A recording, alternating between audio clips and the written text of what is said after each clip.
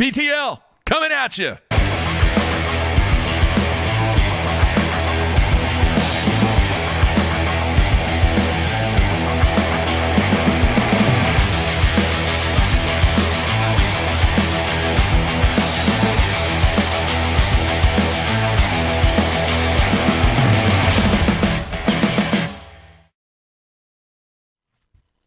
Good Friday, everybody. Welcome once again to BTL Bass Talk Live, where we're going to talk bass fishing and anything else that we want to talk about. Matthew, heck of a show today for a Friday, man. We have a big announcement coming out of the West Coast. Billy Egan from WON Bass. What's his nickname? The man that makes things happen. He's making something big happen this year in the U.S. Open, so he had to set the alarm a little early out there on the West Coast time. But looking at a press release, is this out yet? No, I don't think so. This press release is dated May 25th, and today is May 24th. Yeah. So 2 days in a row. Yesterday we broke the news that Stage 7 of the MLF BPT will be returning to Table Rock for the second time in 9 days. That's getting ready to kick off next week due to unforeseen circumstances with the weather and the water level at Grand Lake. And then today, Billy Egan is going to break the news about some substantial additions, some Benjamins that will be present this year at the WON Bass U.S. Open on Lake Mead coming up in October. Yeah, obviously you have an admiration for the U.S. Open, having won it last year on the coast side. But folks, there's a lot of people across the nation that are unfamiliar with this event, and it's one of the most historic, obviously what Rick Clunn has said about the U.S. Open, it being one of the most difficult events in tournament bass fishing. But there's a lot of history, and now when we have Billy on here in about 10-15 minutes, he's going to announce something that is a first for the, 50 year? How many years is it? 40? No, I'll read it. This is his quote in the press release that doesn't give anything away. He says, "It's time we take the WON Bass U.S. Open to the next level. Here for the West Coast, the U.S. Open is a rich history and deserves nothing more to be recognized as one of the nation's premier events. This is proof of that position." Good stuff. And then in the second half of the show, this was kind of a last minute ad. Not last minute. We have talked about it. No, but the call, we called him yesterday. Yeah.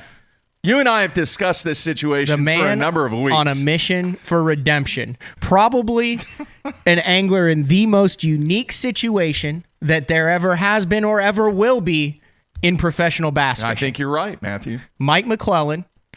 Elite Series wins, Open wins, multiple blue trophies. Probably won, would you say, close to $500,000 on Table Rock Lake over the course of his life? Probably. Did not earn a dime when Stage 6 happened last week on the Bass Pro Tour. Yeah. How many times you get off the water and go, man, I wish I could have a do-over knowing what I know now? He's got a do-over. Boom. Do-over. He gets to fish it again on Table Rock, his home lake, where he has the most history, where he can seek some redemption and get some money in the bank account for this year's BPT season. So I'll really be interested to see what he has to say, if he thinks the conditions will be changed, if he thinks it'll fish differently, if he thinks the timing, the noon to 8 p.m., the 10 to 6 p.m., or 10 to 4 p.m., whatever they're doing, they're 10 to 6 p.m., if that'll change things, what he thinks the water's going to be like, how he's going to prepare for Stage 7 in the same location as Stage 6. Yeah. And he actually got into a little bit of it. I was like, whoa, stop right there, Mike. Don't want to go down that path because I want you to bring this up and I want to discuss it on the show tomorrow. So I'll say this right now. We're going to get to Mike probably around 9:10 Central Time after we have Billy on, obviously. He's frustrated, right? Mm-hmm. And he has no problem discussing it. And would you agree with this, Matthew, that in this game and really in any game, there's two stories: the guys that are doing well and the guys that should be doing well, that are not doing well. Right, and it's got to be even more frustrating for a guy who has almost $2 million in career earnings and 8 victories with BASS. I mean, we're not talking about a guy who just wins either. He has 63 top 20 finishes and hasn't had a top 20 finish or a top 40 finish this year on the BPTs. Yeah. All right, real quick, I want to say this. Man, I had to go to my cut man last night, Matthew. He had to stitch me up. I was taking blows all over my body, jaw, nose, to the gut, to the chest, kidney punches. I was getting beat up pretty bad. You did actually go to the minor ER yesterday. I did. For not that reason, obviously. But you know what? For a sore on the leg. I mean, nothing major, but that's because I fell down. You fell down and cut your leg, and it was hot. That was not why I had to go see red, and you had to get said that looks kind of infected. That was not why I had to go see the cut man. Anyway, I just want to say, look, folks, I get it. All right, and if you listen to the entire show yesterday, I was very vocal in saying that I was wrong. And obviously, I think every human being on the face of the earth believes that I was wrong. That's just the beauty of the thing. Here's the bottom line, Matthew. It is just a difference in philosophy. That's all it is. But the beauty of this show is that Matt and I can, most of the time, discuss it in a manner of which when we are done with it, we can go have lunch, we can go have a beer, we can do whatever. The respect factor is there. And I do not and did not want to take anything away from what Matt accomplished. Once again, it is just a difference in philosophy when it comes to certain things. And that's the beauty of the show. You know, I responded directly, Matthew, to several emails that people sent direct to me. And I did hear back from one person, and he had some valid points. But at the same time, I think that people just are so passionate. And dude, you got a lot of fans out there. I'll give you that much, man. Every email that I responded to, I said, look, man, I give you props for sticking up for Matt. Yeah. I mean, I don't know if it was so much as quote unquote fans, just as the situation that they agreed with. And I'll say this, folks, too. I mean, man, there were some brutal comments on the YouTube thick skin, page. Man. That comes with the game. I feel bad, but no, listen. I mean, I know you got thick skin, but really, you do have feelings. I mean, I could tell. I've seen feelings before for Mark. So everyone who is saying out there, I'll say this. I mean, with the position that I'm in to be able to fish the Costas here, I mean, Mark's been 100% supportive of me. I get to use a vessel. That is part of the show. I get 6, 7, 8. I get all the time off that I want to pursue this passion, this dream. And when it comes down to it, although Mark will give me a hard time and may not be impressed with a 34th place finish or a 29th place finish, he does have my best interest at heart. And at the end of the day, I know he supports me. So there's no animosity towards there. I mean, if you go back and listen to the show, I still feel like he's wrong and he deserved it. I said I was wrong. I know he deserved a certain amount of the criticism, but the personal attacks, I guess, just come with the territory. So at least we're eliciting an emotional reaction. But when you go back and look at it as a whole, it was more of a genuine discussion, but a philosophical difference that doesn't warrant the personal attacks. No. But we do like the opinions and the feedback and all that. It was so awesome. Keep that coming. It was I'm awesome. sure at one point I will be the brunt of although I do try to be Switzerland more than you do in this show. It's all good. So, hey, we greatly appreciate it. I appreciate the feedback that you guys gave on YouTube, and then also the direct feedback where people emailed me, Matt. Now, I do want to set the record straight on one thing. And I've worked very hard, spent a lot of years doing this. Matthew referred to me and my team as a junior high team several times during the conversation. And I'm sorry, it's high school. There's a big difference between junior high I and had high to get school. a shot in somewhere. That was a low blow. I had man. to get a shot in somewhere. It is so difficult to even get into that position to be a high school coach anymore. And it is what it is, but that just, I kind of shed a tear on that. I was like, man, my junior high? I had to get a shot in somewhere. It makes me I feel like I'm out there just rounding up kids. Here, did a Johnny. good job. Come here, Johnny. Of sliding that under the radar. Anyway, all done, right. over with, moving on. We're moving on. All right, the other big news today. How about the man that's getting it done on the chick? I think it was Luke Duncan. And apologize if I'm wrong on that. He said that they wanted to name it Lake Coxamaga. It was one or two guys. I know it might have been Luke Duncan, I think. Wow. Lake Coxamaga. He had like Yeah. 20. Sorry. I was 26? I went down the rabbit hole of the leaderboard. Now I got to get back to the top. Was it 26? He had on a 200-plus boat field 26-11. And Buddy Gross, does his rap say fish Dayton or fish Chickamauga or whatever? I think so. He had 23-8. And then our boy, former University of Illinois collegiate bass angler Steve Mui,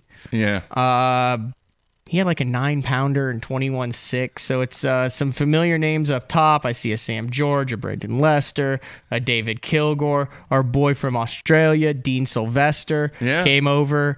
Very impressive, fishing a TVA fishery, something he'd never done. Practice for a week. He's in 16th. Garrett Paquette, we've had him on the show before. He's in the top 20. So very interesting. A lot of the field stacked between that 14 and 11 pound mark, and kind of getting to crunch time in the Southern Opens to where you're getting an idea of who will make a run at qualifying for the Elite Series in 2020. All right, let me ask you this, and we haven't discussed this, but when the FLW schedule came out, we kind of looked at each other and said, wow, that is pretty good. And everybody talked about the bodies of water that FLW was going to. And the only reason I'm bringing this up is because, obviously, FLW went to Lake Chickamauga. Yeah. And so did the Bass Pro Tour. Exactly. All right. My question to you, Matthew, is does FLW, and let's just assume that everything is going to remain the same. Yeah, they've got a schedule out for next year. I've heard that it's completely done. They're moving ahead. Everything's golden. They're going to go to the 150. They're going to bring the 5 in from it. They're going to cut the bottom part. Now, obviously, we have not seen this schedule, but we do know that it's pretty much dialed in. Do you think that they are going to return to the same bodies of water that they went to this year because the schedule was so good?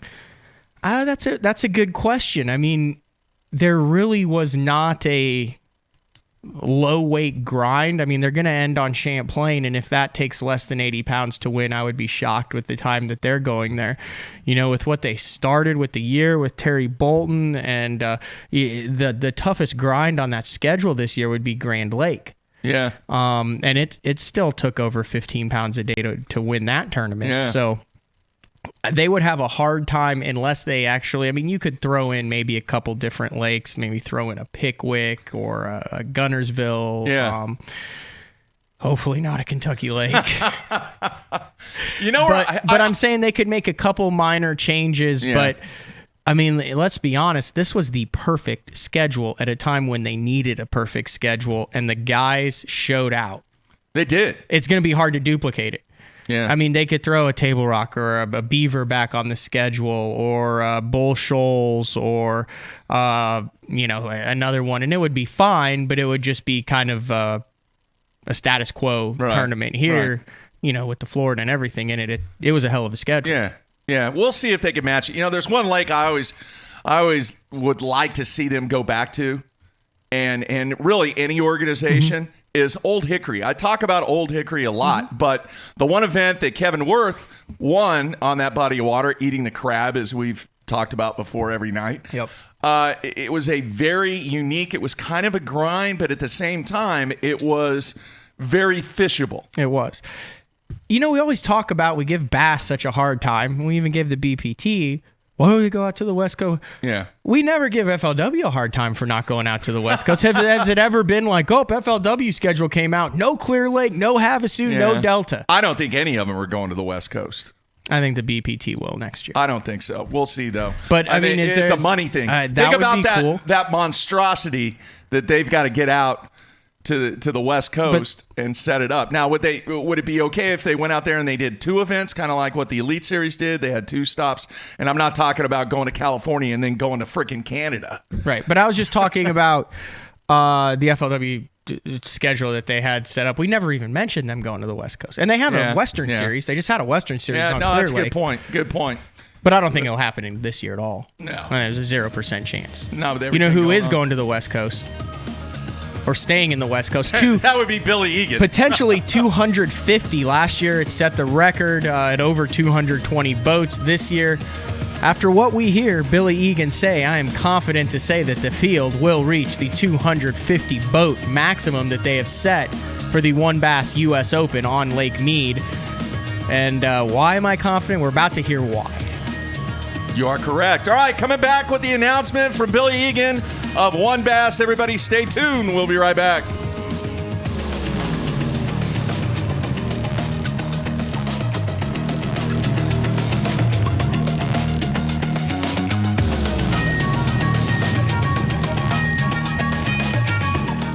Sleek new design with easy control file. The clearest images underwater with uncompromising range.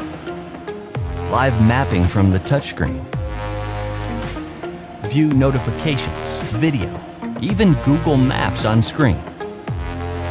And for the first time ever, real-time view of fish movements with live sight sonar. HDS Live. New from Lowrance. I got my power pole down, stuck in the mud in the bottom of the lake, sitting so still in the wind and the waves, could even be a hurricane. I got my power pole down.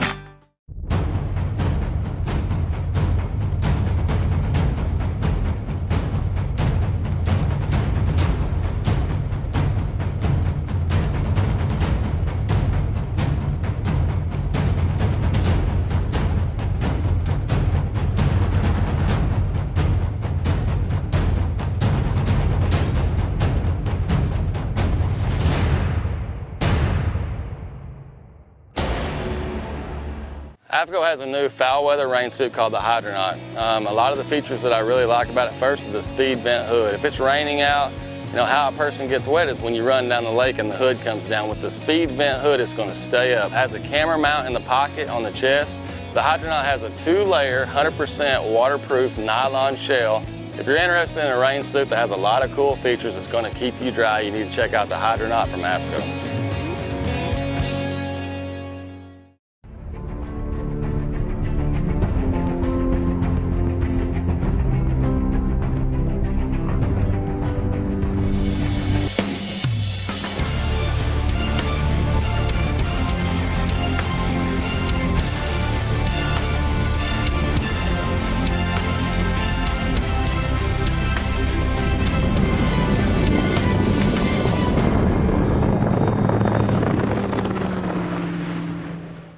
Aaron Martins here. I'm going to be telling you about a new product by Sunline. It's Siglon PE x8. I've been using it almost extensively all year for my frogging, flipping, drop shotting, shaky heading, worming, jerk baiting. It's by far my favorite Sunline braid. I honestly, I don't say this unless I think it's true, but honestly it's the best braid in the market out of any of the braids. Definitely check it out. It's a price point line, $14.95 for 165 yards, and that could last you a whole year, just one spool with using leader material. It's Siglon PE x8.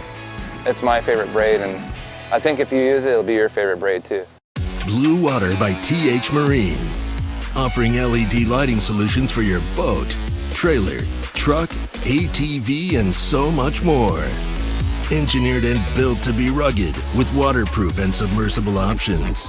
Designed for easy installation, Blue Water is available in a variety of colors and styles. All backed by a limited lifetime warranty. Blue Water by TH Marine.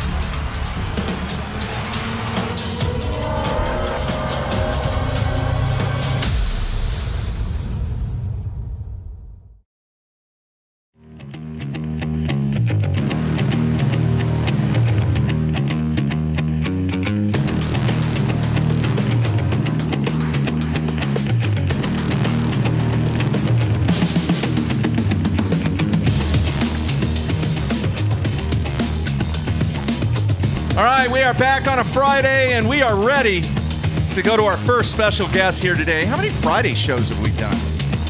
This is the only Friday show we've done this year. We might have done one or two others. Interesting. They all start to meld together as the year gets later and later. It's hard to believe. I know. We're like 3/4 of the way through the season. There's one FLW Tour regular season event, 2 BPT regular season events, and 3 Elite Series left? I know. It's hard to believe. It's flying by, man. It actually has. ICAST right around the corner. ICAST coming up. We've gotten to talk about fishing. We've gotten to talk about changes, additions, subtractions, cancellations, rescheduling. Yeah. All right, you ready for our first guest, man? Let's bring him in now. Billy, you there? Hey, guys. How are you? All right, I got you queued up, man. Very, very nice scenery behind you there. It looks like an oasis.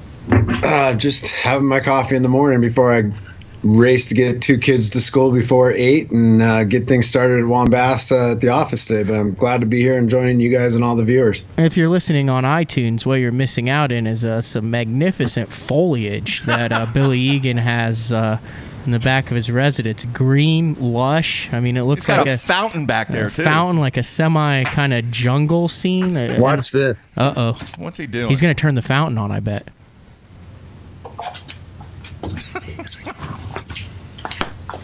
I hear running water. See, I can't be at the lake all the time, but I can pretend I am.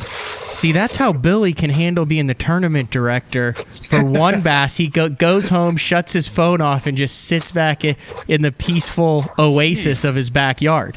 All right, enough of the... Let me turn the fountain off. Okay. Sounds like somebody's going to the bathroom. It does. It sounds like his co-angler has some prostate, or what is that, the prostate problems, where you have to pee every 5 minutes? Anyway, all right, Billy, big news, the announcement coming. We are ready. What do you got, man? Well, guys, I appreciate you guys bringing me on the show. It is a huge announcement, and it's so apropos to be able to use you guys to broadcast this to, all the pertinent people on the other side there on the East Coast that follow bass tournaments and obviously the U.S. Open. First I want to start off by saying, things have been going great. This will be my 10th year and my 10th WON Bass U.S. Open that I'll be running under tournament director. The first one was back in 2010 with Harvey Naslin. That was the night of the Legends dinner that we did, and they threw me into the with the Wolves on the first day with no training, but I've loved every minute ever since, and I wouldn't be doing anything else right now because I love WON Bass, I love the anglers, and I love what we're about to announce, which helps put the U.S. Open back in that echelon of what it started out as.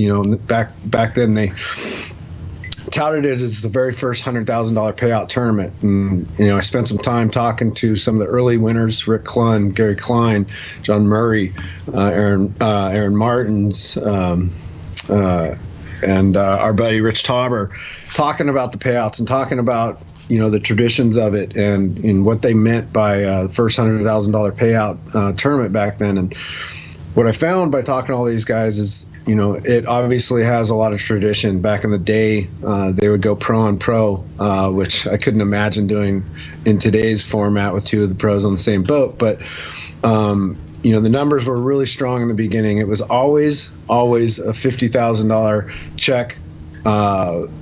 Especially the first one, it was a $50,000 check and plus payout money. There wasn't any sponsored prizes given away at the very first U.S. Open, but that has grown through the years, and obviously with the additional payout prizes, the total amount of the U.S. Open was always $50,000 plus the prizes, so it equaled over $100,000 in one way, manner, or another. And now that we've grown the event back to, and it's kind of funny because I'm kind of enjoying it right now, but make WON Bass great again. We've done it.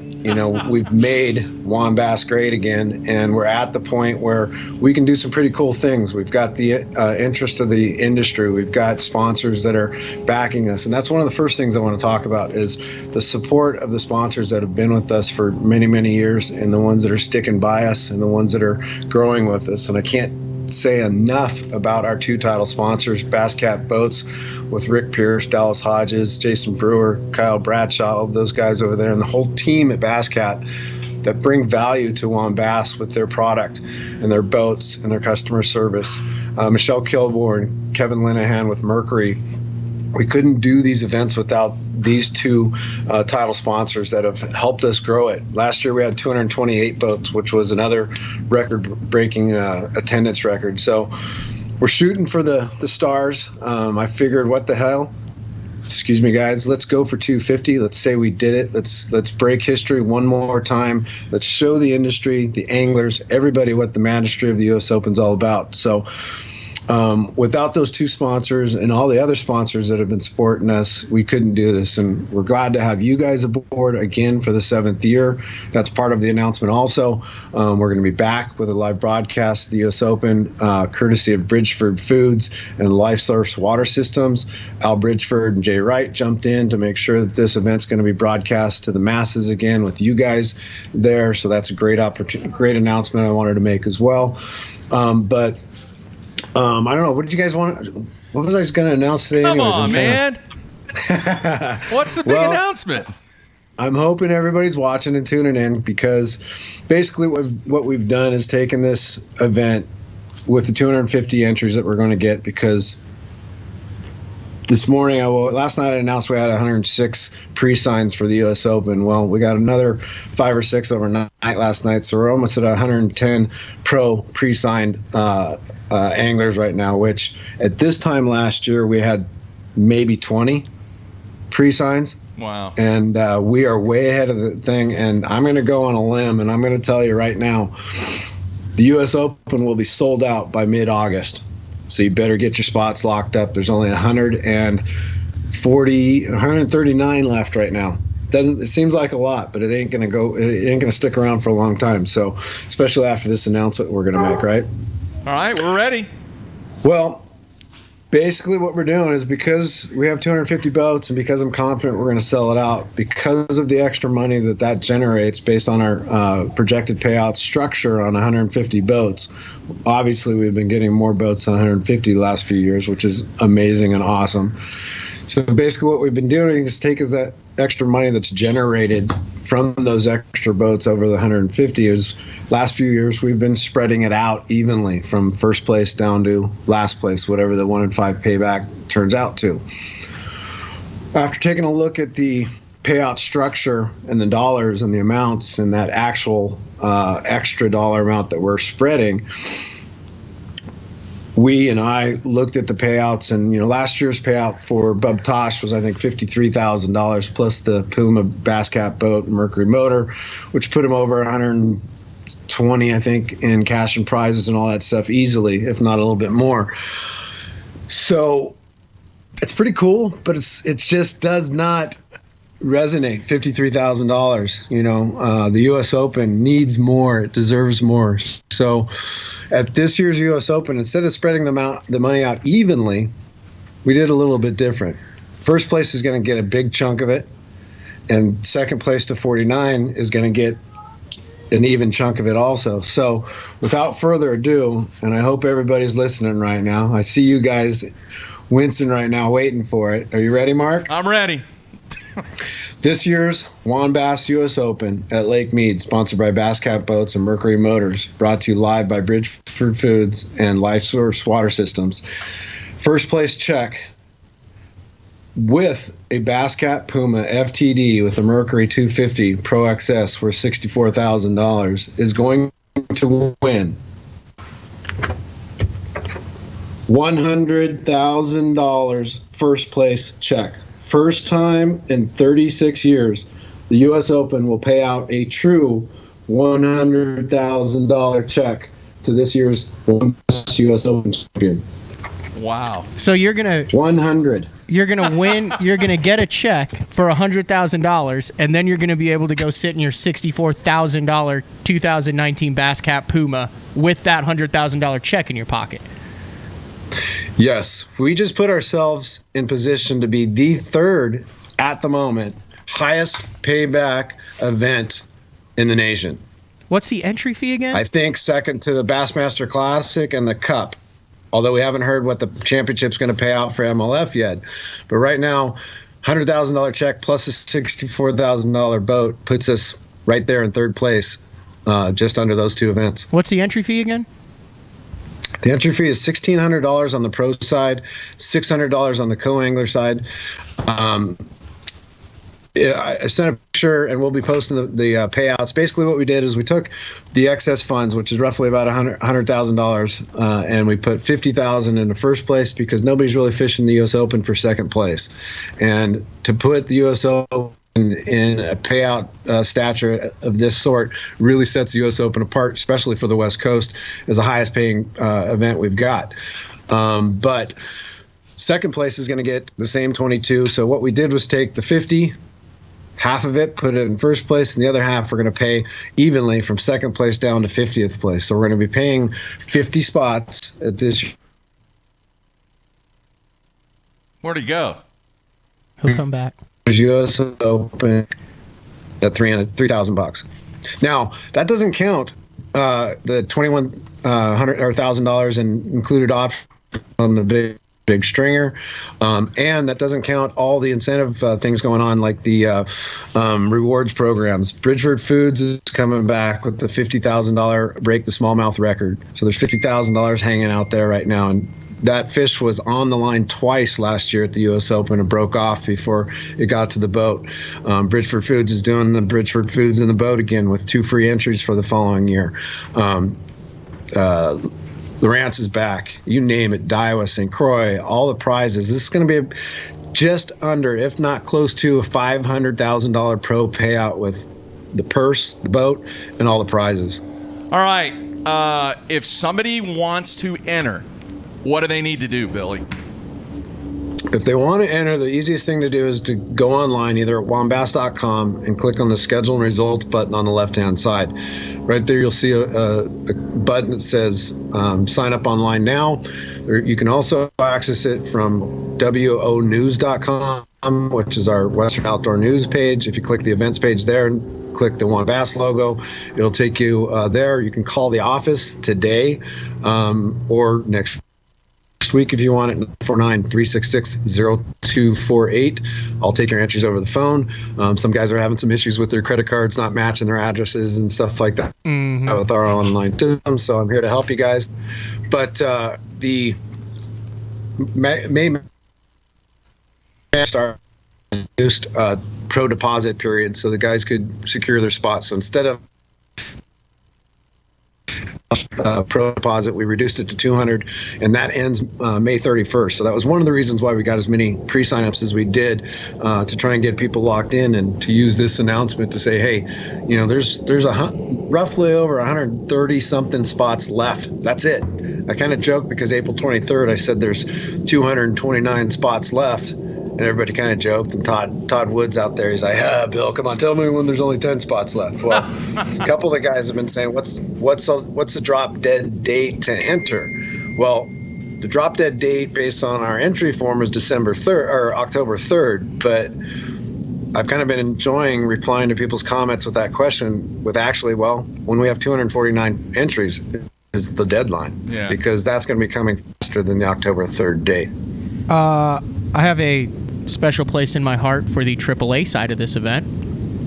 Yes, you do, former returning. Not former. I'm the reigning AAA champion right now, Billy. Reigning, and still AAA champion, which was unbelievable and awesome. Obviously, I talked a lot on this show about how amazing it is with the AAA format, to where you're actually working with your pro partner that you pair with. If he catches a 4-pounder, you catch a 4-pounder. If you catch a 4-pounder, he catches a 4-pounder, and then you're weighed over the 3 days of cruise. So it's not like you're catching his fish or he's catching a fish. And I had Nick Salvucci, Matt Shura. We worked together great, had great days in the boat.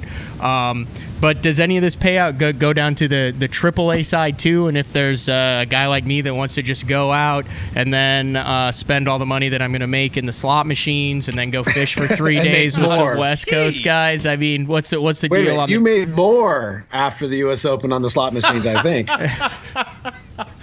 So yes, to answer your question, there is also an additional bump up on the AAA side based on the entry fees also that, in the boats over 150. So right now, that extra carrot, I'm working on something that if it comes together, I can't announce it yet, can't even really talk about it yet, but if it comes together, it's going to be just as awesome as the $100,000 check for first place on the pro side. So working on, regardless, the money's going to be there because just like on the pro side, it's still the same amount of money. We're just changing the way we pay it out. So on the AAA side, the same amount of money is going to be generated, and hopefully, if we can make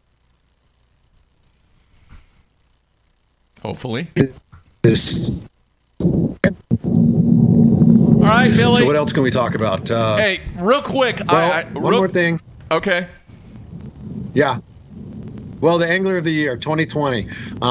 There is good news that we have secured 2 sponsors to put together a really cool Angler of the Year prize for 2020. If you guys didn't know, and the people watching didn't know, we went and announced the next 3 years of our events because we run 3 events same month every year. So I figured, why wait? Look at the calendar ahead, look at the holidays, and we made our schedule for the next 3 years. So 2020, 2021, and 2022 are all scheduled. And we're going to have an Angler of the Year race next year for 2020 for the 3 events that accumulates at the U.S. Open, roughly about $16,000 in prizes going to different Anglers of the Year, top 3 on each side. It's going to be a really cool new point system. Did Todd Woods talk you into that after the year he's having so far in the Arizona and the California Open? No, but they all got together and did. And it was their suggestion that made me start thinking about it and made me make the phone calls to structure it the way we did. So it's, I depend on my anglers. I called them to do the $100,000 deal. I called some of the guys at the top. I called the elites. I called some MLF. I called some regular Joes, and everybody was in support of it because not only is it better for the anglers, but it's better for the event. We now have set ourselves in a place where we belong, where the U.S. Open belongs, and we will sell it out at $250. So if you're thinking about fishing, even the guys, the elites, the MLF guys, and I know there's some guys that won't know that their schedules yet. The MLF event that's going to take a few guys away from it based on their qualifying. He'll be back. All the guys, Mike Iaconelli, he's always said this is a bucket list item. Hopefully this $100,000 first place check with a $64,000 convinces these guys that this is the one that's worth driving out for. Make this one the one to be at. And only a $1,600 entry fee. Yeah. That's key.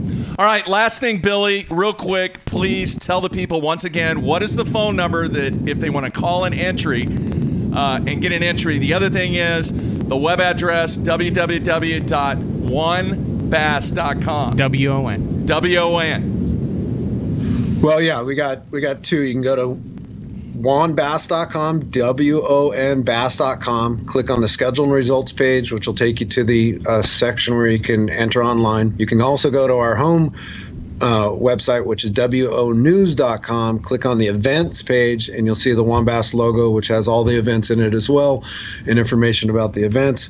Again, we are the only shared weight format Pro-Am circuit around, especially on the West Coast. I haven't heard of any on the East Coast, and it's a fun event. Like you had mentioned there, Mr. Champion, you get to be a partner with a new guy each day, and he's going to help you get fish, help you put him in the box. You're going to help him because you're working as a team, and at the end, friendships are forged. And the way I always say it to newcomers fishing the U.S. Open is if it's your first year, we'll see you every year after because you won't forget the experience ever. Very cool, man. Is that right? Very cool. 100%. Matthew? Yeah, well, I've got a Costa on Lake of the Ozarks that gets over with on the Saturday, and then the U.S. Open starts on the Monday. And right now I'm looking into who I can get equipment out with and link with who will be out there, and then I'll get a flight on Sunday in order to be there for the meeting so then I can fish Monday, Tuesday, Wednesday. That's what Luke Clausen does every year, too. Yeah. He shows up the day before. And Steve Kennedy, too. Yeah, well, that's just called Steve Kennedy's normal preparation. But All right. Well, hey, Thanks, guys. I appreciate you giving me the platform to do this announcement. We're going to be going on our WON Bass Facebook page, our regular WON Bass Facebook page, not the group page, to kind of re-talk about what we announced here today at 10 o'clock Pacific Standard Time. We appreciate you guys, all the listeners, and we hope the buzz, rises. That's big time. All right, Billy. Look forward to seeing you again, man. Very excited about doing the live stuff once again this year. You're number 7. You're number 7. You're right. All right. Billy, take care, man. Shaka, have a good weekend, Memorial Day and everything, guys. All right, man. Take care. All right, there you have it. Billy Egan, $100,000 plus a boat. That's impressive. Obviously, Bub Tosh won it last year. There's some notable guys who fished it last year. Kurt Dove, he finished in 4th. Kevin Short in 6th. There's Big Daddy Todd Woods in 7th again. That guy's on a roll. Between the U.S. Open, the win at the Arizona Open, and the top 10 at the California Open. Randy Blockett had a top 10 in it. Steve Kennedy was 14th. Matt Stefan was 15th. Chris Zaldane was 16th. Here. This is interesting, all right? We're getting ready to have Mike McClelland on, and he just sent me a text. He says, lock me up a spot at the U.S. Open. He's in. So there you have it, Aaron Billy. Martins, Ken Ma, Kevin Short. I mean, it's all the West Coast guys, and it just continues to grow with the list of the... Has Kentawi ever fished the U.S. Open? There's nothing that Kentawi hasn't fished at some point in his life. Seriously, I'm sure he missed like the Saskatchewan Steelhead opener one year to fish the U.S. Open. It would shock me if he hadn't. I'm sure he has. I thought you might have asked him that. All right, let's see here. I'm going to try and double dip here and see if I can get Mike Just on. go straight to Mr. I don't know if we're McClelland. going to be able to pull this off because I really don't want to go to Tell you another what, break. the U.S. Open would suit Mike too. We're going to talk. We'll talk about it. How about that? Not having the best year. What if he signs up for that thing, goes out and wins him $164,000 and joins the pantheon of champions in U.S. Open? Hey, man, lore? Uncle Sam would like that. Whoever wins, Uncle Sam is going to be their best friend. Mm-hmm. All right. Not working yet. I just let him know, so he might be trying to log on right now. I'm looking at the payout, and I'm looking at the press release. $1,600, $600 for the co. And if you haven't been to Lake Mead before, that in itself is an experience, Matthew. It's awesome. Now, granted, I've said this before on the show. I bought a lottery ticket and I won it the first time I ever played the lottery. You know what I mean? So I'm like, oh, hell yeah. The most people put their entire lives to do it. But the experience out there is nothing like you expect. You hear it. I mean, you have a juxtaposition of Vegas and then this wild, untapped bighorn sheep, desert, scrubland, mountains, the clear water of Lake Mead, the Narrows. And, you get done with your day of practice and you can either stay out there on a houseboat. There's zero lights. It's in like a national park for 45 minutes and you come over this hill and it's just boom, Vegas. It's pretty cool. And then all these people that you've heard about. I mean, the Roy Hawks and the Justin Kerrs and all these guys that you've heard about on the West Coast. I wonder if Velvet makes a return. I don't know. But then you're like, oh, there they are. He's won it twice, hasn't he? Pretty much I recognize like 20 people that I followed on social media from the West Coast. I was like, I follow you on Instagram. There you are in person. But it's awesome. And then there's like early bird entry fees and then all sorts of prizes. If you catch one of the biggest fish, you get like $3,000 for the day. So even if you suck on day 1, you have days 2 and days 3. And what's a big fish out there? 4-pounder. Yeah. Yeah. 10 pounds, you're kicking ass. It took, last year, one of the days was canceled. It took $24.94, just 12.5 pounds a day. But a top 10 was 20.05. Randy Blockett, 10 pounds a day. You hit double digits. Yeah. So from the pro or the co-angler side. All right. In case you're just now joining us and you missed that, we will have the replay out shortly, and you can catch all the information that Billy said about the announcement of the U.S. Open, paying back $100,000 and a brand new bass cat to the winner of the 2019 U.S. Open. All right, it is time to go to our next guest. Really looking forward to this. Been on BTL several times over the years, and Would you say it's probably one of the most important tournaments in his tournament career, maybe, Matthew? No, he'll be just fine even if he doesn't do well in this next one. Everyone is one tournament away. I mean, how many times has a guy just had horrible and then all of a sudden he wins one? Kevin Van Dam's career was done. Then he wins one. Now he's back. Remember when that happened? I remember. The guy's won 8 times. You don't win 8 times and then forget to win. But do you agree that it is not the vintage Mike McClelland season so far? Yes, but it is not complete a vintage fishing season in the history of fishing. It's a new game. Everything is It's a different. new game. He is 4 days away from glory. Yeah. Just as 79 other guys are. The only guy who's got something to lose returning there is Amart. Yeah. Because whoever wins, they ain't going to be talking about stage 6. Then they'll be talking about stage 7. And if he doesn't win, it's downhill for him. And if he But wins, what if he does win? Then everybody goes, well, of course he's going to win. He just won. He's got him dialed in. All right. Let's go to Mike. Mike, you there, man? Yeah, I'm here, man. Good to be here this morning. All right, let me get you queued up real quick for the people that are watching. All right, man. Thank you so much for taking time out. I know Matt and I have talked about so many things from the MLF perspective, and one of the things that seemingly gets brought up after each event is, why is Mike doing what he's doing? And that's part of the reason why I wanted to get you on the show, and then also talk about, obviously, the opportunity to fish back-to-back events on your home lake. So, man, let's just jump right in there. Let me just ask this, and we talked a little bit last night, and I said, no, man, I want to save it for the show. Please tell us, and please tell the viewers, have you just not adapted your game to the way that this game is being played currently with the PPT? I'll have to say that's kind of where it's at, and I may have helped myself figure this out last night. As we talked yesterday, it's been kind of a crazy couple weeks. Everybody, I shouldn't say everybody, but I had a house full of anglers staying at my place last week. Jared Littner, Gerald Swindle, Cajun Baby borrowed my RV to stay in. So, I had a lot going on, and I'm not putting that as an excuse. But so Stacy and I needed a little getaway. We left Jared to watch the dogs. He's tending the house as we're gone, but we took off. We ran over, and one of my second passions is I love to play poker. I thought I'm going to go over and play a poker tournament last night and just see, get things rolling again. Get that thirst for victory. And I played really well last night, Mark. I finally get pocket aces deep into the tournament, or I take that back. I have ace 8 suited. Okay.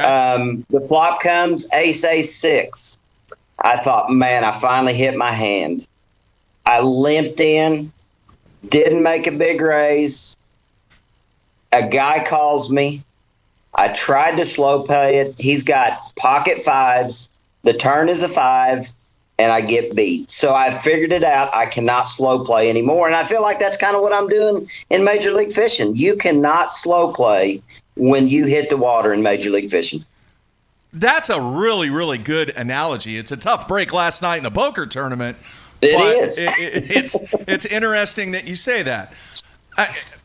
When you started this thing, Mike, did you feel that you had the game presence and the strategy to be successful? Or is this something that is just continuing to evolve to where now you're 7 events deep now and you're like, holy crap, man, I've really got to change something here?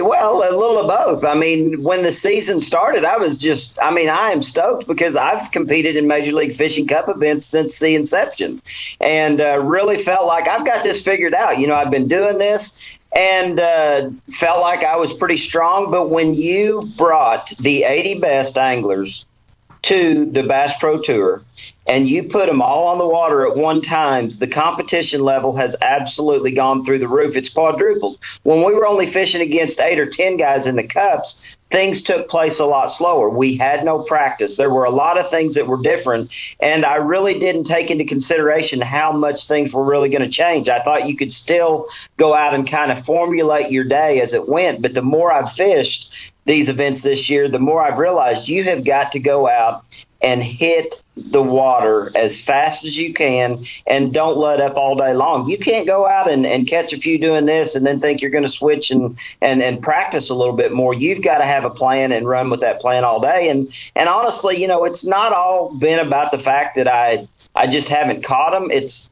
simply the fact that I really haven't been around them really good this year. I mean, getting around them in a traditional tournament and getting around them in a Major League Fishing Bass Pro Tour event are two different things. I'm talking with Mike McClelland here as we head into Stage 7 of the Bass Pro Tour. As Jeffrey's alluded to, sitting in 76th place in the Bass Pro Tour points. But we talked about this before we had you on. This is it is the first time in the history of professional bass fishing that someone, and you could throw a James Watts and a couple other guys from kind of that Ozark area who are in. But let's not beat around the bush here. You're the favorite in this tournament. You have the favorite coming into it. You had a less desirable. You didn't make the top 40 in the first one. And I talked to Jeffries. I said, how many times you get done with the tournament, and you look back on it and go, dang it, I wish I had a redo. I wish I knew what I know now.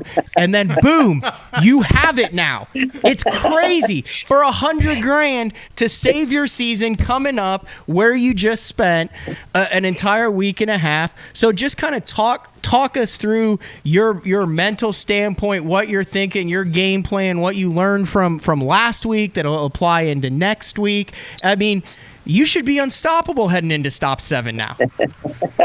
You would love to think it's that way, but these tournaments definitely don't run the course of a normal tournament event. I mean, yeah, I'm super excited to have that redo, that replay, as you're talking about, that rewind.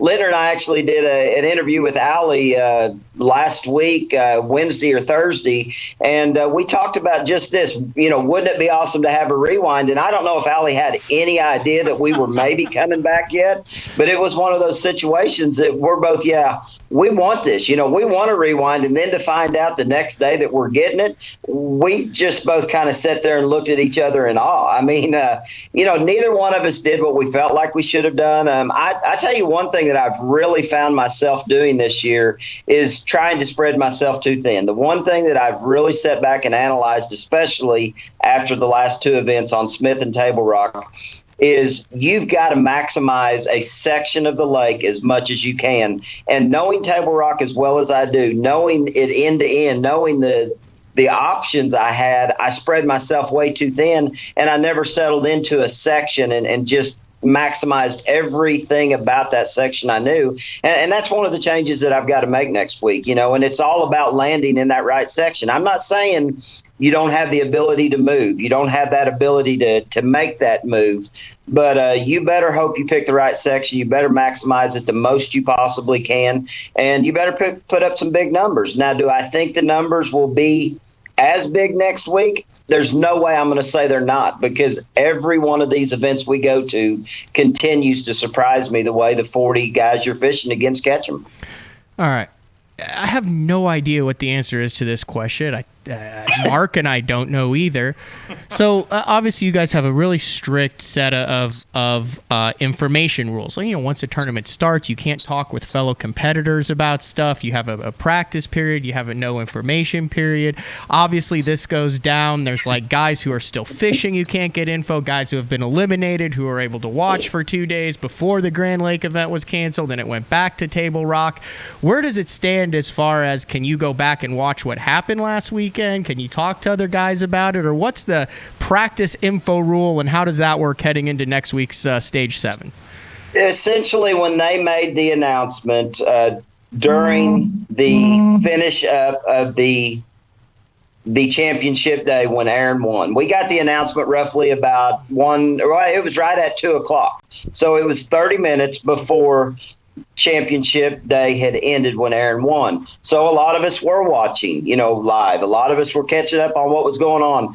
But Major League Fishing made the ruling that at 2:30, once that tournament ended, once Aaron was crowned the champion, that it was back into our standard off limits and no information rule. So basically we had to be off. We couldn't be on the water after 2:30.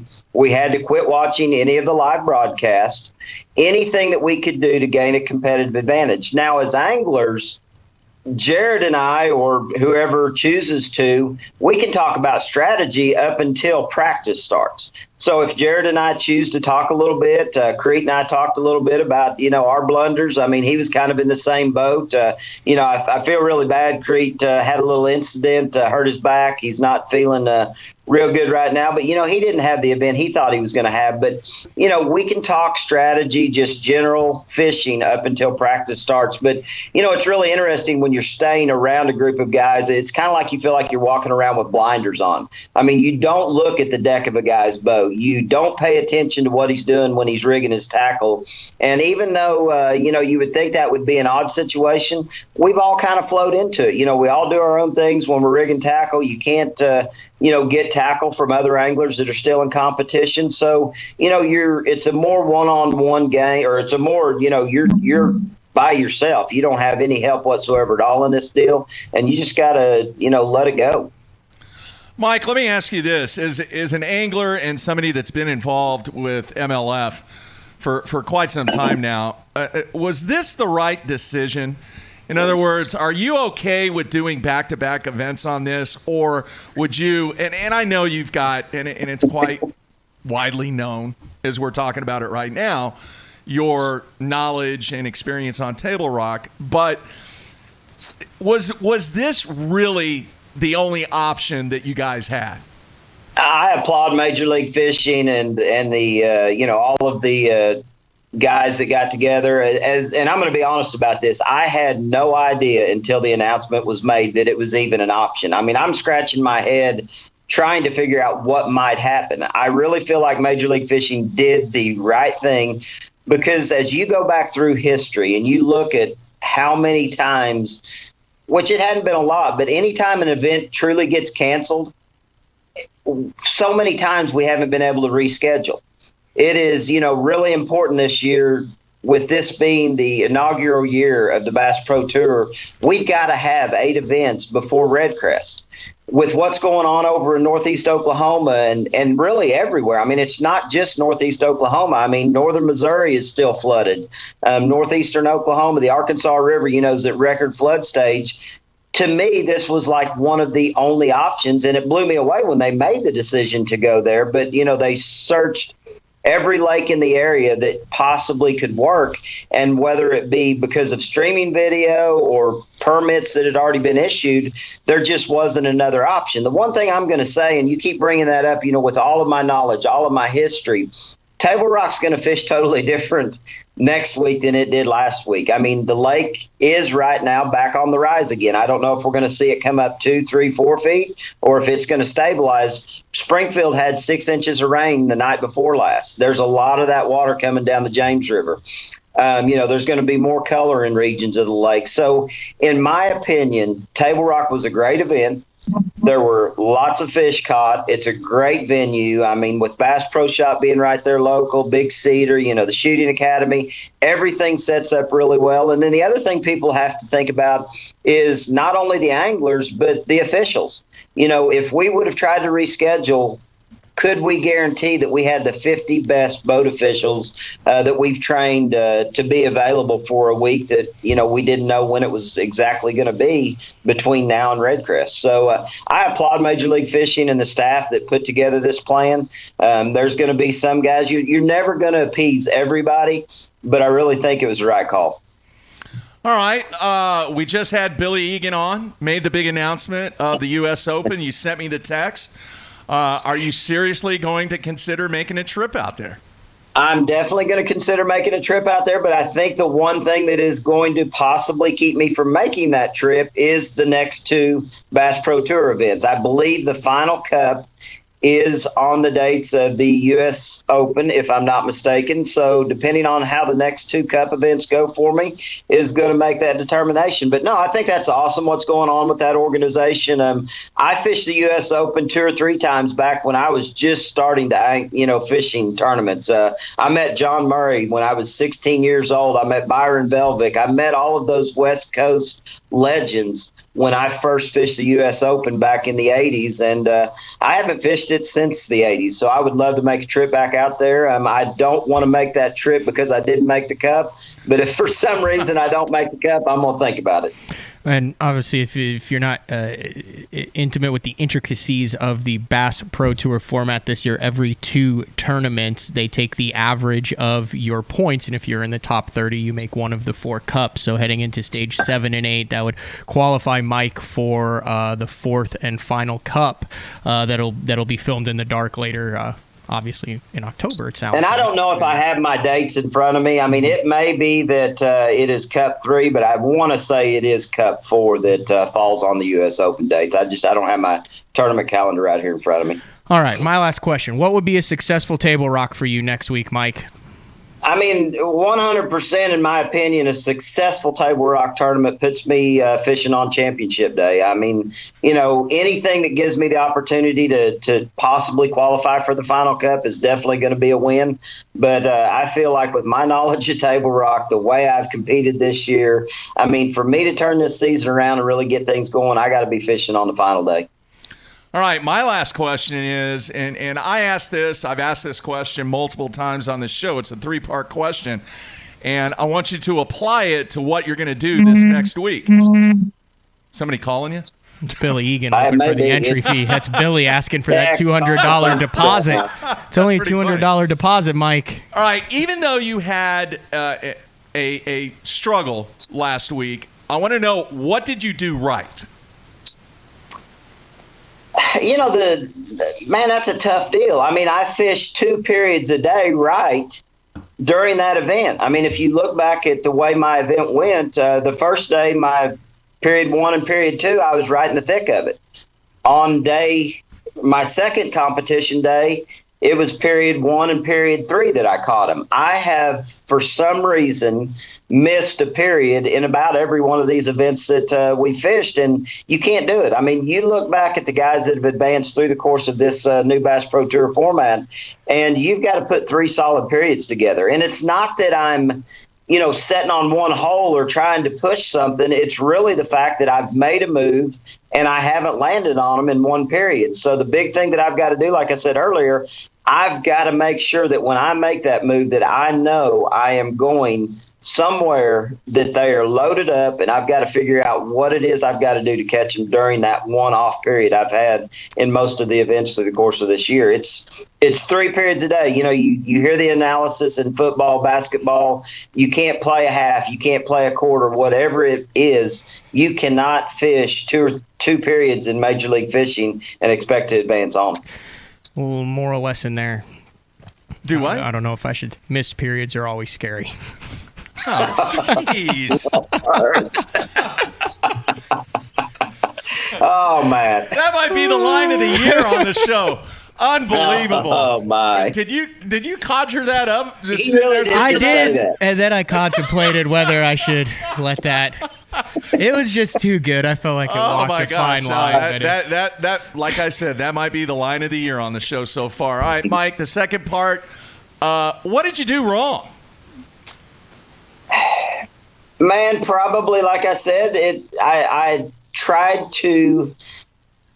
I basically got myself caught in a section of the lake that I didn't practice prior to the event. I mean, I started every morning in an area that I knew there was a lot of fish. They were going to be schooling. And as I had a good first period, I didn't make that decision to move to a section of the lake that I felt like I could continue to utilize what I had found in practice. I basically tried to fish history rather than fishing what I'd found in practice, and it cost me. All right. Makes sense? Yeah, absolutely. All right. What did you learn, and how are you going to fix it next week? I mean, the biggest thing I learned is that I've got to find the section of the lake that I want to be comfortable in and stay in that section of the lake. I mean, I did a lot of different things. I picked up a drop shot. I picked up a Ned type rig. I did a lot of different things. I caught them on a big bite swim bait. I threw a top water. I didn't ever feel like I didn't give myself enough options. I just didn't put myself in the right section of the lake, and that's the big thing I've got to make sure of next week is that I put myself in the right section of the lake. All right, a couple of quick questions from the instant feedback.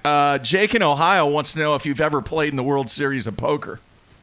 I have never played the World Series of Poker. I do not by any means feel like I'm that good of a poker player, but I have said someday I do want to do that. I mean, when you consider as anglers the money we've gambled over the years, I mean, you would be a fool not to take 10 grand if you think you're a decent poker player at all and see what happens. If you win this next week at Table Rock, will you set aside 10 grand and play in the 2020 World Series of Poker? I don't think I'm ready yet. Oh, come on, Mike. Be a little later on when I slow down in competition. So, and when I say I'm going to play in it, it may be that I'm 60 years old before I play in it. We'll see how that lands.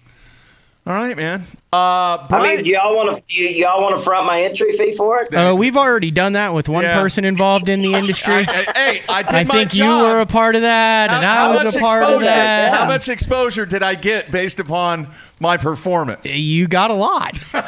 It was awesome. That was really cool. All right, Brian in California, kind of an interesting question. I don't know if you can comment on it. He wants to know with the ownership and the way that Major League Fishing is, do you guys have a revenue share that is based upon television rankings? In other words, if you have good ratings and sponsors are coming on board, is that something that everybody that's involved with Major League Fishing benefits from? Well, exactly. Yeah, I mean, it most definitely is, because that's the reason that this group of 80 anglers this year is fishing without entry fees for prize purse. I mean, it is all a revenue share back to all of the anglers. And, that's the way this deal's been set up from day one. I mean, the original ownership is we want to make sure that the anglers always have their part in Major League Fishing, the Bass Pro Tour, and it is shared among everybody. I mean, again, that's the reason that 80 guys are finally fishing without entry fees for the purses we're fishing for. And, to hear the talk among the anglers, it's pretty incredible, how excited everybody is to be doing what we're doing. All right, Ben in Minnesota wants to know, any new rock crawler sizes or colors in the works? Well, I mean, I guess everybody knows we did release the RK50. We're definitely talking about new sizes. Colors will definitely be coming. Working on new colors right now. I mean, we've got so many awesome colors. Some of the colors that have been introduced in the original 55 will be spread throughout the MD55 as well as the RK50. And, there's definitely things that I want to do. I would love to have an XD 55. I would love to have an XD 50. So, yeah, we're talking about sizes, and we're going to keep working on it. I mean, the rock crawler is continued to catch them throughout the country, and excited to be a part of it. I did the same thing with that damn rock crawler that I did with the biffle bug.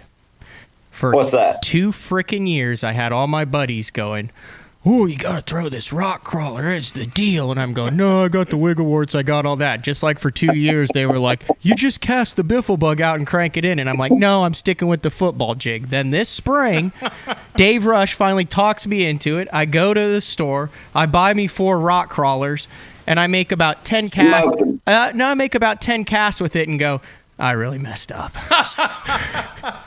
I love it. I like it. I love them now. It's Spro. It's just awesome to work with Spro. The ability to really be involved in designing those products. Not just the rock crawlers, but the McSticks and all the other pros that are involved with Spro. I mean, Dean's done a phenomenal job. Russ, John Cruz, Shin.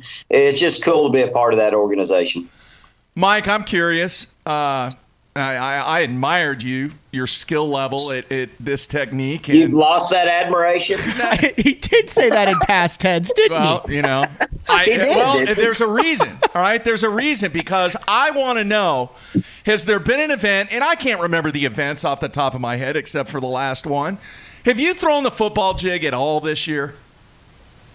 I actually have. I have not thrown it much in competition, but in practice, and I have actually made a throw or two with it in competition. The one thing that I will say that I have struggled with as well, and this brings up a good point. I've probably pushed the envelope a little bit too much on fishing too fast. And when I've been knocked out of competition and had that opportunity to go back and watch live, you realize that these guys are just fishing their normal pace. It's not about speeding things up from that aspect. It's about being around them and fishing effectively when you're around them. And, I definitely think a football jig can play, a hard head can play. I mean, you've seen Biffle catch them on a hard head. It isn't all about just catching them on reaction baits. But I probably haven't thrown a football jig as much the last year or two, honestly, probably the last 3 years, because we just haven't had the right events line up at the right time. All right. Do you think that some of those baits, like a biffle bug, like a big football jig, that we'll never see those techniques and those lures come to the forefront because the game is about numbers? What are your thoughts on that? No, I definitely don't agree with that. I mean, you look at a Table Rock Lake, for example. I mean, next week, due to the fact of what I think could happen, I mean, some of those baits that you just talked about could play. I mean, I would be really shocked. Biffle didn't have a great event last week, but, I mean, he caught a fair number of fish, and I'm sure he was probably throwing a hard head or a biffle bug or whatever he's throwing. And I think the opportunity's there. I mean, man, I remember a lot of times I've pulled up on the right place on Table Rock and pulled the football jig out and caught 10 or 12 in a row. It's really been more about the time of the year we've fished this year. I mean, man, everything we've done has been pre-spawn, right, spawn, post-spawn. They've been on the bank, and it's been just kind of, in a sense, easy pickings. You get on the bank, you find the right section that they're in, and you catch them. But there's going to be an opportunity down the road here. Maybe not this year as much as next year. We're looking at expanding our schedule a little bit next year to fish throughout the year a little bit more. So there's going to be opportunities where you're going to see baits like that come back to the forefront in the Bass Pro Tour Major League Fishing format. All right, David in Wisconsin wants to know, have you thrown a spinning rod and reel more this year than you've ever done in the past? I'm not going to say I've thrown it more than I've ever thrown it in the past, but yeah, it definitely is one of those situations where you're going to look to a spinning rod a little bit more. I probably still fight that a little bit more than some anglers do. I was never one that picked a spinning rod up a lot if I didn't have to. Again, the focus used to be, let's catch the 5 biggest ones we can, and I was never really worried about getting 20, 30, 40 bites a day in practice. It was all about, figuring out something to catch a better quality fish. But this format's exciting, man. I mean, the thing that I see about this format is it is exposing so many people to things that they didn't used to see, and really how good some of our fisheries are. I mean, when we're all out there, a few years ago when we were all out there throwing big baits all the time, I really think the general public kind of got deterred by it because they would try to go out and do what we were doing, and you're not going to get a lot of bites. You're not going to draw more people to this sport. But the way I look at it right now, when you're showing people how good our fisheries are, how well the states have managed these fisheries, there's a lot of opportunity to, not only for adults, but to get kids involved in fishing. And it's an awesome pastime, whether you're competing or not. All right, man. Good stuff. All right. Last thing, are we going to see probably in the range of 75 to 80 pounds a round to lead that round next week?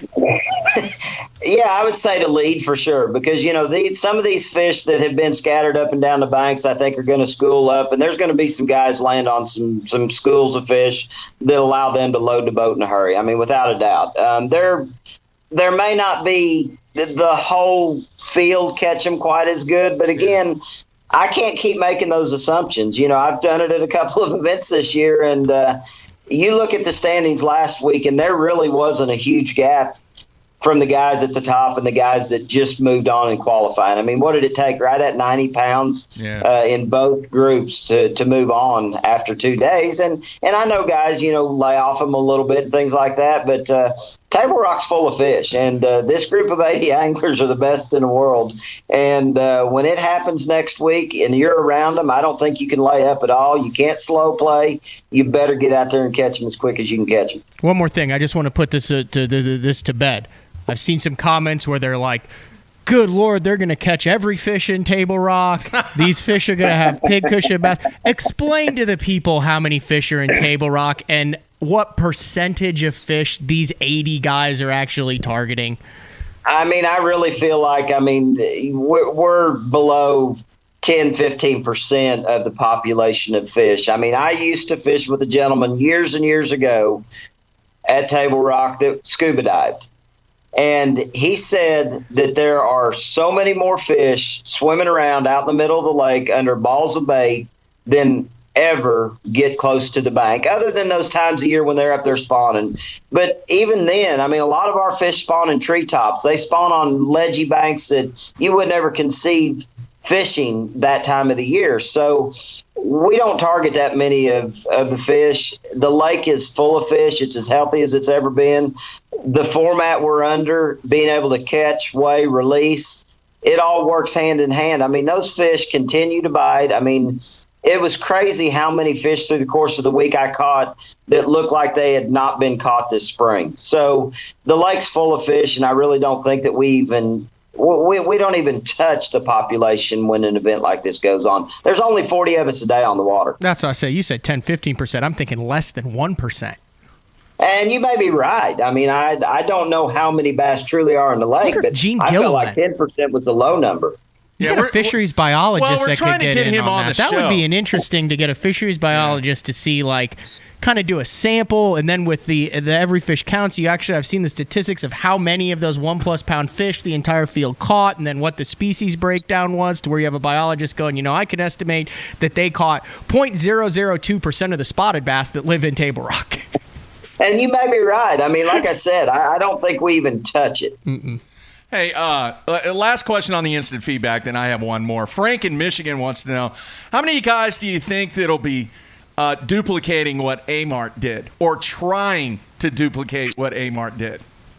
I mean, there's no denying that the time of the year that we're getting into, there's going to be a lot more of that stuff going on. I mean, a lot of the fish were starting to move out last week, and you're going to see a lot more guys fishing off the bank, especially if the lake doesn't come up a lot. If it comes up and maintains that 918 to 920 level like it could, it's going to spread the field out again. There's just as many of us that want to be up there on the bank fishing bushes as there is one to be out there offshore drop shot. And, it was just the perfect storm for Aaron.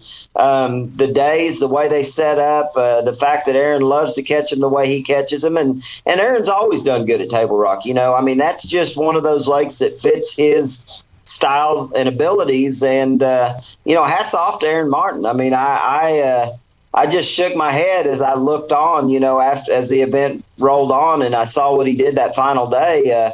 I tried to fish a lot that way. The groups weren't there early in the week, and I have to believe as the week progressed, more and more fish showed up out there where Aaron was at, and it'll be a player next week. Hey, we said on the show yesterday, I don't think people realize how tough that is to do when the wind's blowing 25, 30 miles an hour. Oh, it was unreal to watch Aaron out there and how well he did in those situations. I mean, we've all been there. We've done that. The thing about it is a lot of times those fish bite so much better when it is windy like that. You don't have to be as precise. You get close to them. They're aggressive. You're going to catch them. So, I think had it slicked off and got really slick and calm, it would have been a lot tougher on Aaron than it was with the wind blowing.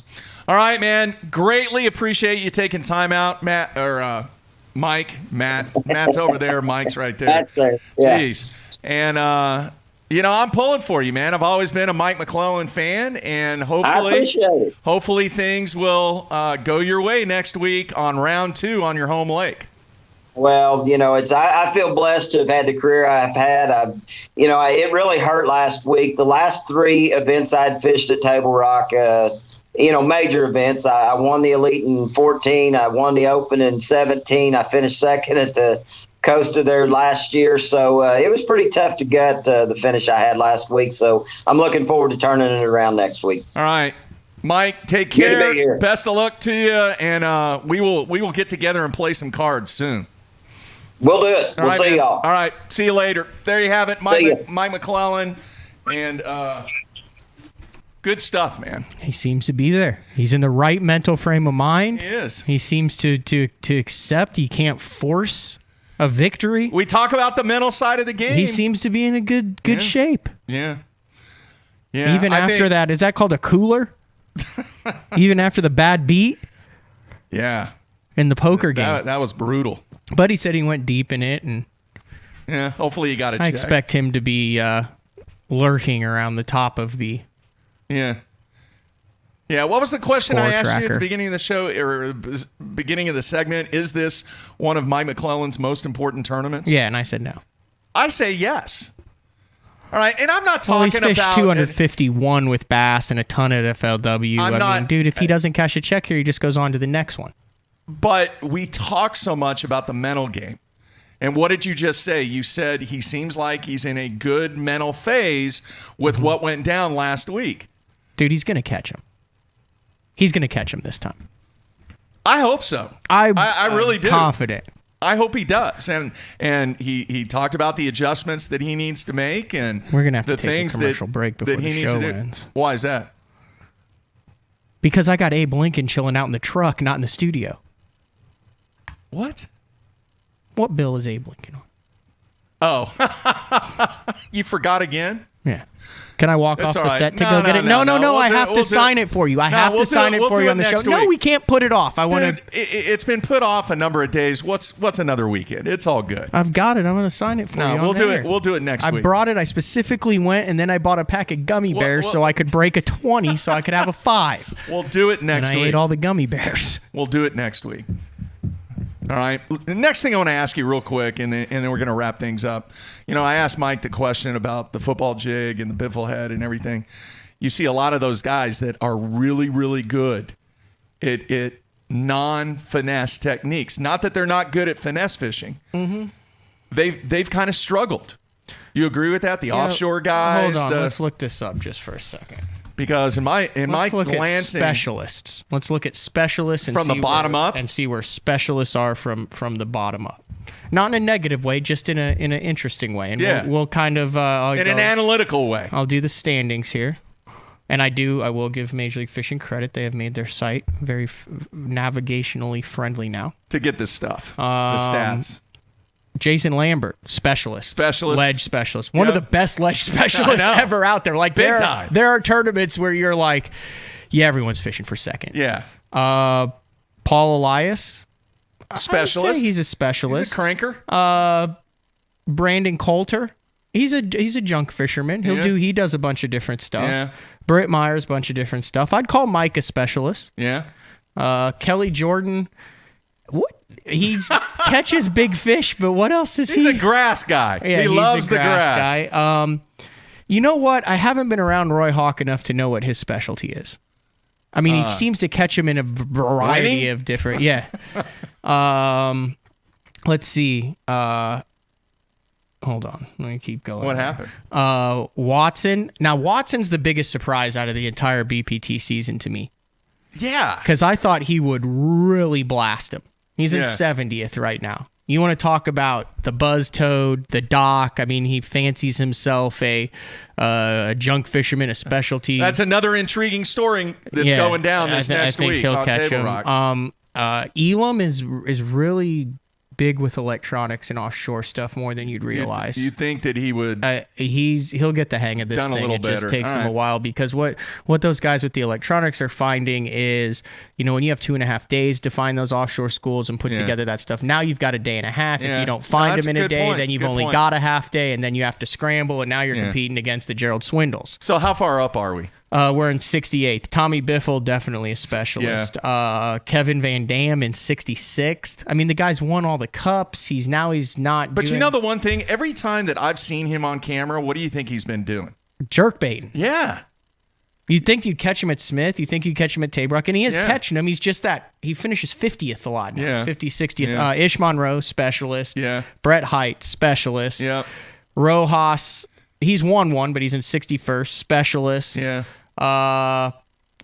So is my point taken then? Yeah, but let's look at the top 10 then. Okay. Jeff Sprague, very adaptable. Finesse guy. Edwin Evers. Major versatility.